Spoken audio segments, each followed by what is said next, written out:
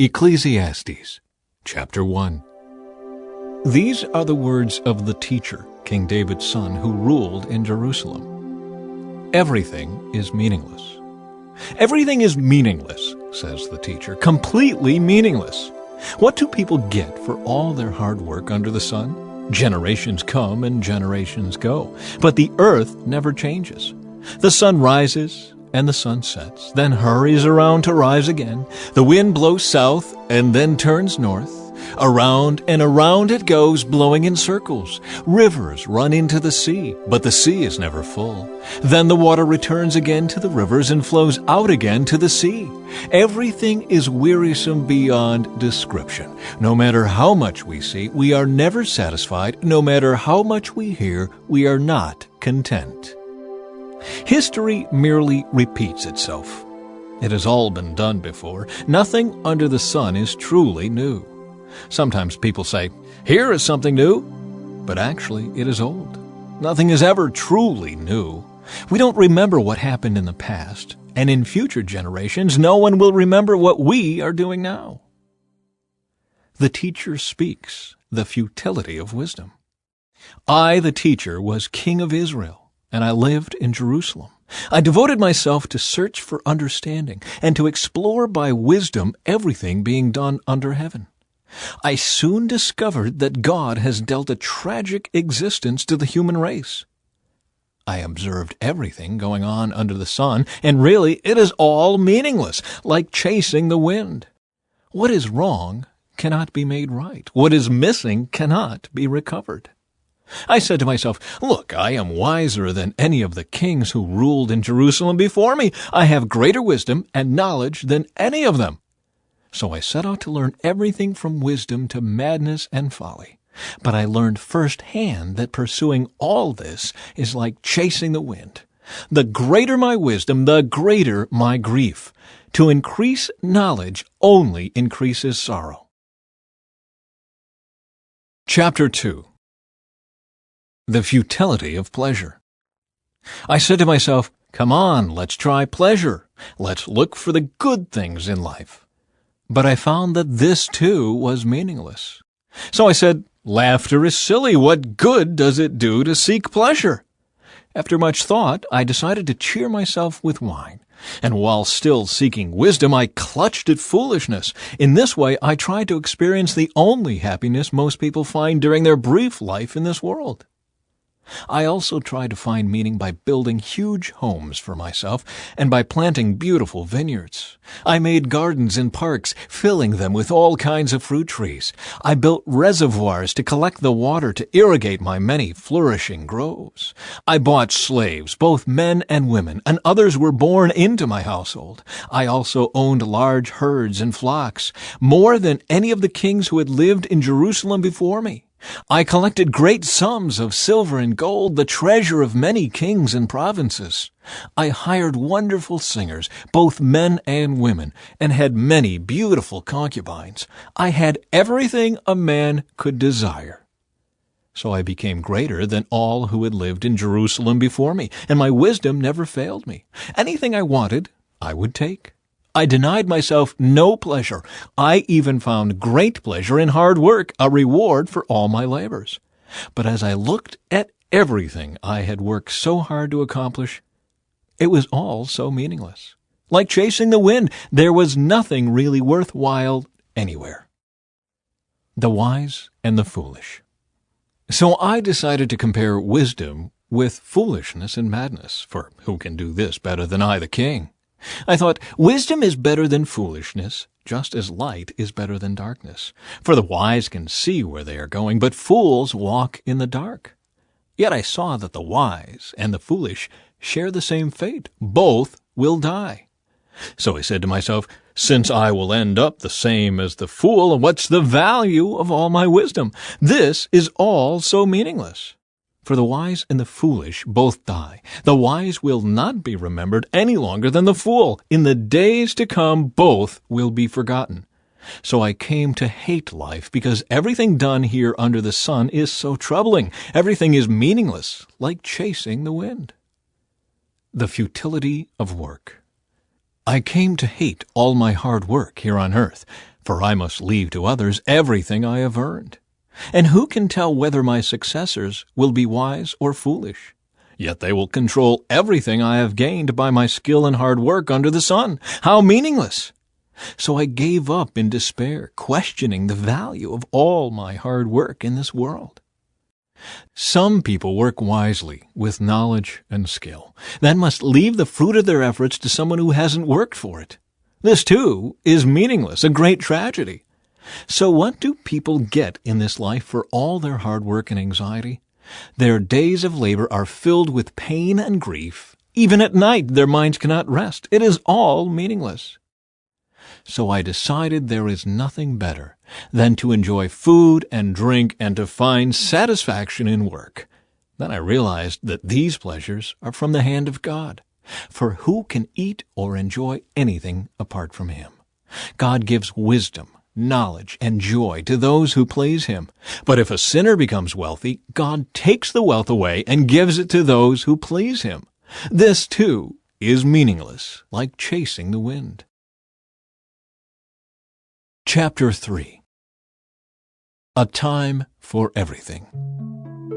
For everything there is a season, a time for every activity under heaven. A time to be born and a time to die.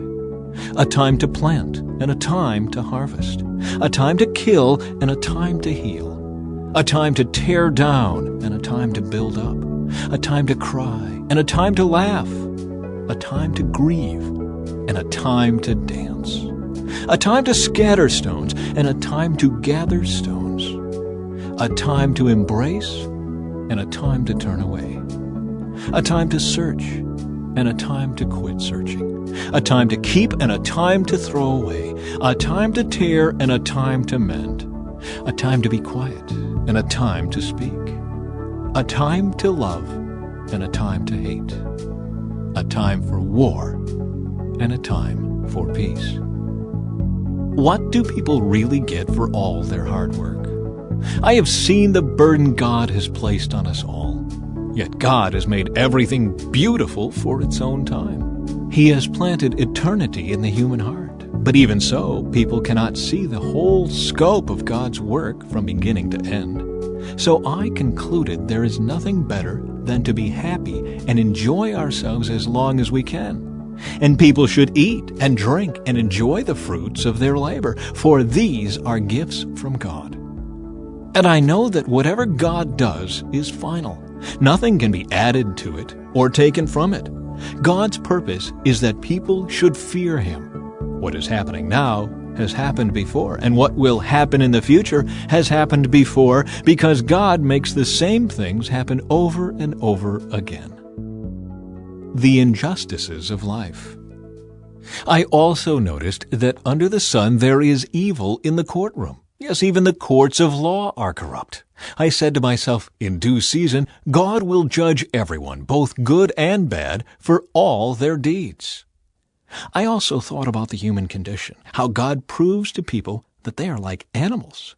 For people and animals share the same fate, both breathe and both must die. So people have no real advantage over the animals. How meaningless! Both go to the same place. They came from dust and they return to dust.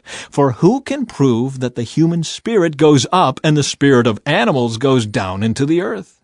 So I saw that there is nothing better for people than to be happy in their work. That is why we are here. No one will bring us back from death to enjoy life after we die. Chapter 4. Again, I observed all the oppression that takes place under the sun. I saw the tears of the oppressed, with no one to comfort them. The oppressors have great power, and their victims are helpless. So I concluded that the dead are better off than the living. But most fortunate of all are those who are not yet born, for they have not seen all the evil that is done under the sun. Then I observed that most people are motivated to success because they envy their neighbors. But this, too, is meaningless, like chasing the wind. Fools fold their idle hands, leading them to ruin. And yet better to have one handful with quietness than two handfuls with hard work and chasing the wind. The advantages of companionship. I observed yet another example of something meaningless under the sun. This is the case of a man who is all alone, without a child or a brother, yet who works hard to gain as much wealth as he can. But then he asks himself, who am I working for? Why am I giving up so much pleasure now? It is all so meaningless and depressing. Two people are better off than one, for they can help each other succeed. If one person falls, the other can reach out and help. But someone who falls alone is in real trouble. Likewise, two people lying close together can keep each other warm. But how can one be warm alone?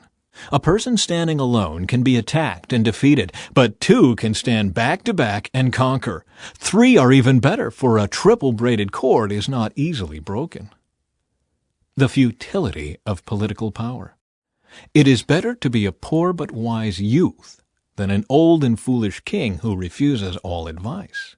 Such a youth could rise from poverty and succeed. He might even become king, though he has been in prison. But then everyone rushes to the side of yet another youth who replaces him. Endless crowds stand around him, but then another generation grows up and rejects him too. So it is all meaningless, like chasing the wind.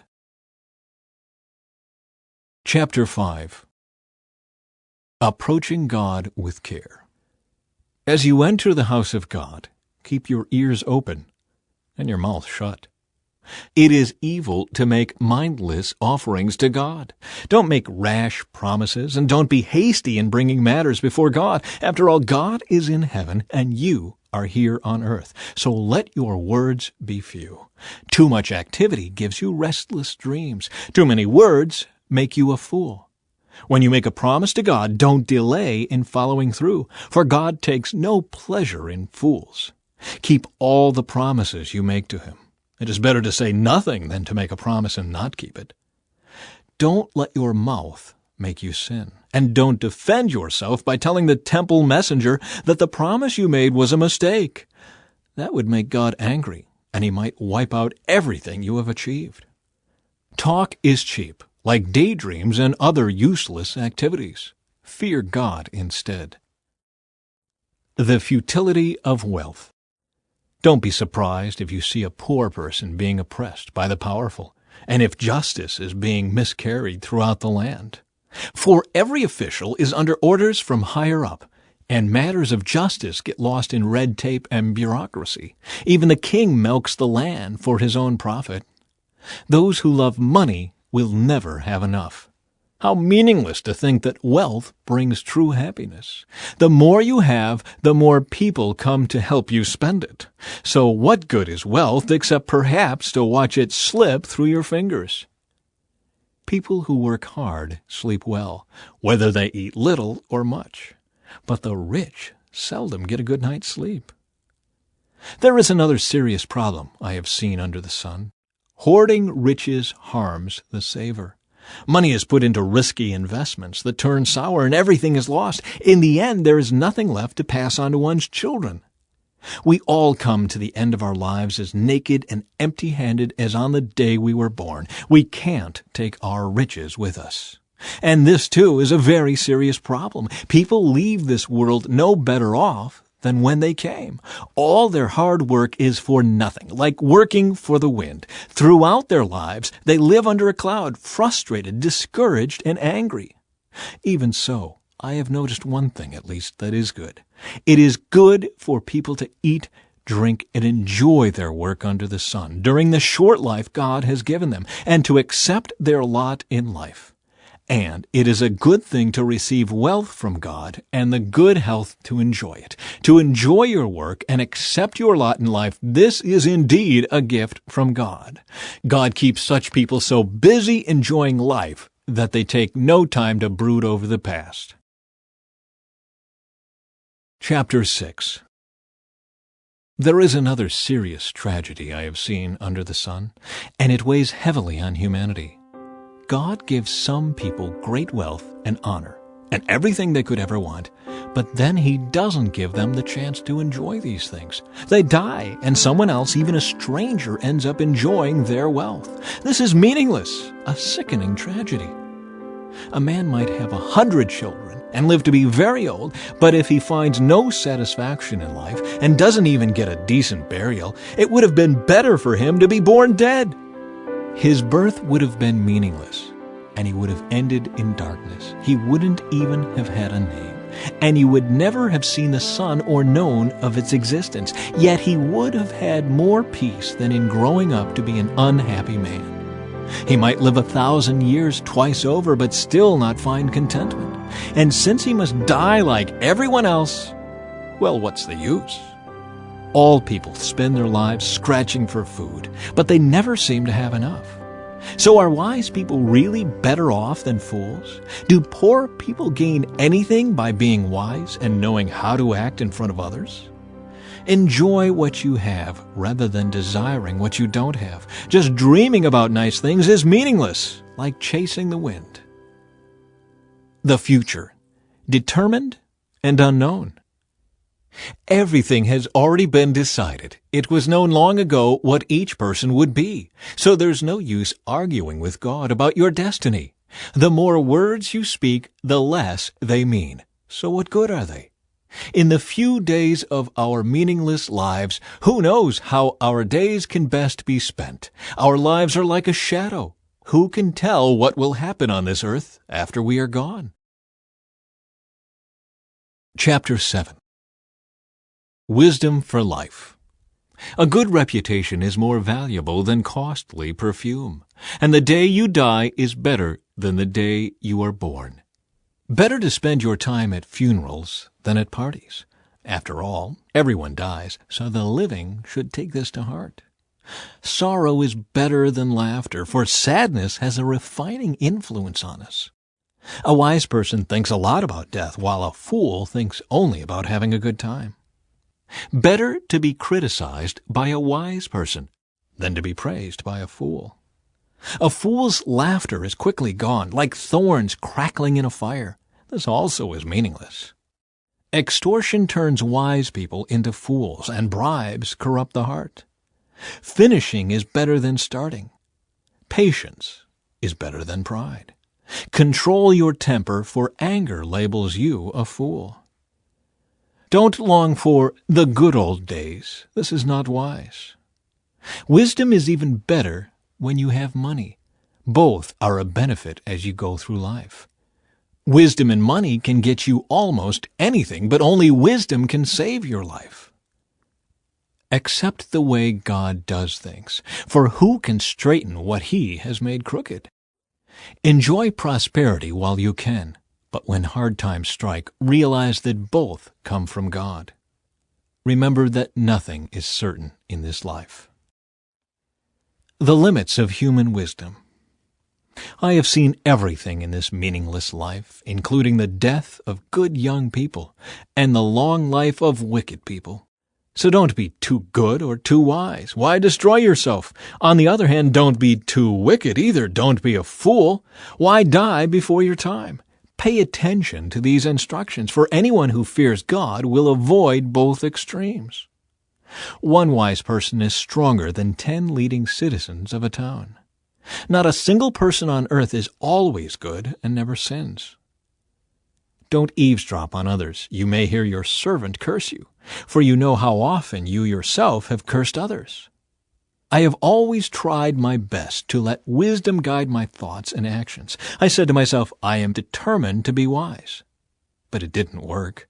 Wisdom is always distant and difficult to find. I searched everywhere, determined to find wisdom and to understand the reason for things. I was determined to prove to myself that wickedness is stupid and that foolishness is madness. I discovered that a seductive woman is a trap more bitter than death. Her passion is a snare, and her soft hands are chains. Those who are pleasing to God will escape her, but sinners will be caught in her snare. This is my conclusion, says the teacher. I discovered this after looking at the matter from every possible angle. Though I have searched repeatedly, I have not found what I was looking for. Only 1 out of 1,000 men is virtuous, but not one woman. But I did find this. God created people to be virtuous, but they have each turned to follow their own downward path. Chapter 8. How wonderful to be wise, to analyze and interpret things. Wisdom lights up a person's face, softening its harshness. Obedience to the king. Obey the king, since you vowed to God that you would. Don't try to avoid doing your duty, and don't stand with those who plot evil, for the king can do whatever he wants. His command is backed by great power. No one can resist or question it. Those who obey him will not be punished. Those who are wise will find a time and a way to do what is right, for there is a time and a way for everything, even when a person is in trouble. Indeed, how can people avoid what they don't know is going to happen? None of us can hold back our spirit from departing. None of us has the power to prevent the day of our death. There is no escaping that obligation, that dark battle. And in the face of death, wickedness will certainly not rescue the wicked. The wicked and the righteous. I have thought deeply about all that goes on here under the sun, where people have the power to hurt each other. I have seen wicked people buried with honor, yet they were the very ones who frequented the temple and are now praised in the same city where they committed their crimes. This, too, is meaningless. When a crime is not punished quickly, people feel it is safe to do wrong. But even though a person sins 100 times and still lives a long time, I know that those who fear God will be better off. The wicked will not prosper, for they do not fear God. Their days will never grow long like the evening shadows. And this is not all that is meaningless in our world. In this life, good people are often treated as though they were wicked, and wicked people are often treated as though they were good. This is so meaningless. So, I recommend having fun, because there is nothing better for people in this world than to eat, drink, and enjoy life. That way, they will experience some happiness along with all the hard work God gives them under the sun. In my search for wisdom, and in my observation of people's burdens here on earth, I discovered that there is ceaseless activity day and night. I realized that no one can discover everything God is doing under the sun. Not even the wisest people discover everything, no matter what they claim. Chapter 9. Death comes to all. This, too, I carefully explored. Even though the actions of godly and wise people are in God's hands, no one knows whether God will show them favor. The same destiny ultimately awaits everyone, whether righteous or wicked, good or bad, ceremonially clean or unclean, religious or irreligious. Good people receive the same treatment as sinners, and people who make promises to God are treated like people who don't. It seems so tragic that everyone under the sun suffers the same fate. That is why people are not more careful to be good. Instead, they choose their own mad course, for they have no hope. There is nothing ahead but death anyway. There is hope only for the living. As they say, it's better to be a live dog than a dead lion. The living at least know they will die, but the dead know nothing. They have no further reward, nor are they remembered. Whatever they did in their lifetime, loving, hating, envying, is all long gone. They no longer play a part in anything here on earth. So go ahead, eat your food with joy, and drink your wine with a happy heart, for God approves of this. Wear fine clothes with a splash of cologne. Live happily with the woman you love through all the meaningless days of life that God has given you under the sun. The wife God gives you is your reward for all your earthly toil. Whatever you do, do well. For when you go to the grave, there will be no work or planning or knowledge or wisdom. I have observed something else under the sun. The fastest runner doesn't always win the race, and the strongest warrior doesn't always win the battle. The wise sometimes go hungry, and the skillful are not necessarily wealthy. And those who are educated don't always lead successful lives. It is all decided by chance, by being in the right place at the right time. People can never predict when hard times might come. Like fish in a net or birds in a trap, people are caught by sudden tragedy. Thoughts on wisdom and folly. Here is another bit of wisdom that has impressed me as I have watched the way our world works. There was a small town with only a few people, and a great king came with his army and besieged it. A poor, wise man knew how to save the town, and so it was rescued. But afterward, no one thought to thank him. So even though wisdom is better than strength, those who are wise will be despised if they are poor. What they say will not be appreciated for long. Better to hear the quiet words of a wise person than the shouts of a foolish king. Better to have wisdom than weapons of war, but one sinner can destroy much that is good. Chapter 10. As dead flies cause even a bottle of perfume to stink, so a little of foolishness spoils great wisdom and honor. A wise person chooses the right road, a fool takes the wrong one. You can identify fools just by the way they walk down the street. If your boss is angry at you, don't quit. A quiet spirit can overcome even great mistakes. The ironies of life. There is another evil I have seen under the sun. Kings and rulers make a grave mistake when they give great authority to foolish people and low positions to people of proven worth. I have even seen servants riding horseback like princes, and princes walking like servants. When you dig a well, you might fall in. When you demolish an old wall, you could be bitten by a snake. When you work in a quarry, stones might fall and crush you. When you chop wood, there is danger with each stroke of your axe. Using a dull axe requires great strength, so sharpen the blade. That's the value of wisdom. It helps you succeed. If a snake bites before you charm it, what's the use of being a snake charmer? Wise words bring approval, but fools are destroyed by their own words. Fools base their thoughts on foolish assumptions, so their conclusions will be wicked madness. They chatter on and on. No one really knows what is going to happen. No one can predict the future. Fools are so exhausted by a little work that they can't even find their way home. What sorrow for the land ruled by a servant, the land whose leaders feast in the morning. Happy is the land whose king is a noble leader, and whose leaders feast at the proper time to gain strength for their work, not to get drunk. Laziness leads to a sagging roof. Idleness leads to a leaky house. A party gives laughter, wine gives happiness, and money gives everything. Never make light of the king, even in your thoughts, and don't make fun of the powerful, even in your own bedroom, for a little bird might deliver your message and tell them what you said. Chapter 11. The Uncertainties of Life. Send your grain across the seas, and in time profits will flow back to you. But divide your investments among many places, for you do not know what risks might lie ahead. When clouds are heavy, the rains come down. Whether a tree falls north or south, it stays where it falls. Farmers who wait for perfect weather never plant. If they watch every cloud, they never harvest. Just as you cannot understand the path of the wind or the mystery of a tiny baby growing in its mother's womb, so you cannot understand the activity of God who does all things.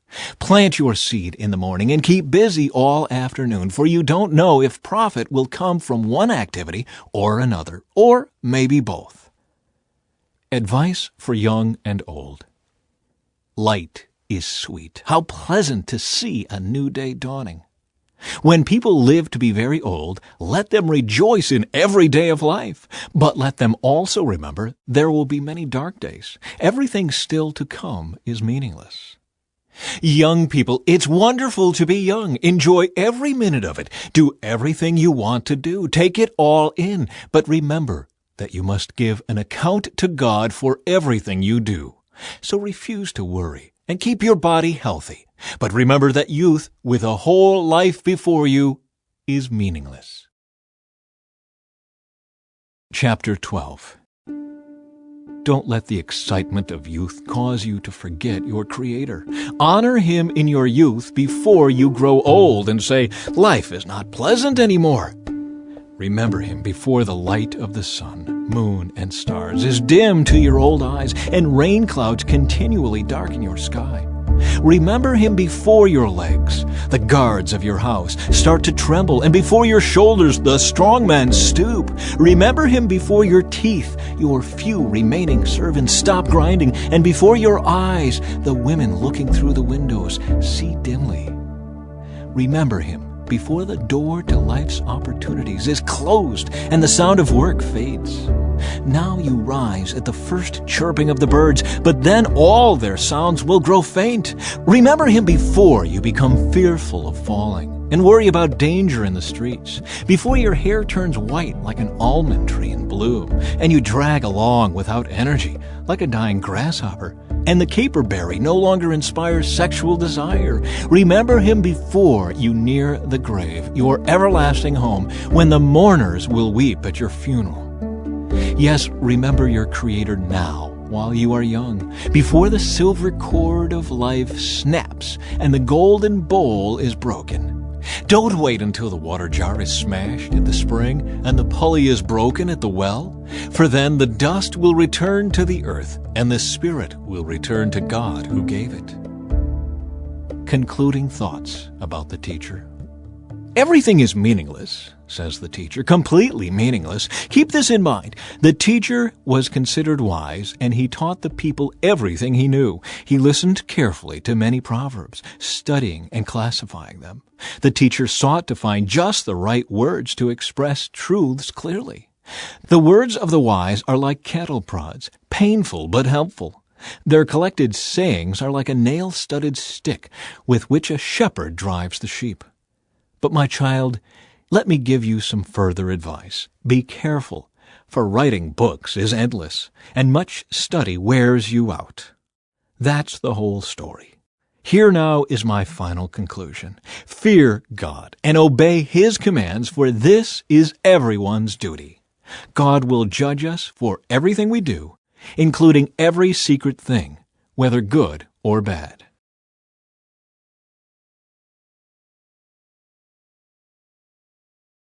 Thank you for joining us on this Bible journey today.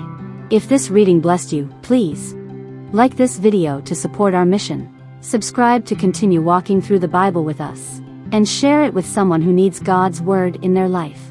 Together, let's grow in faith, one day at a time. See you in the next reading.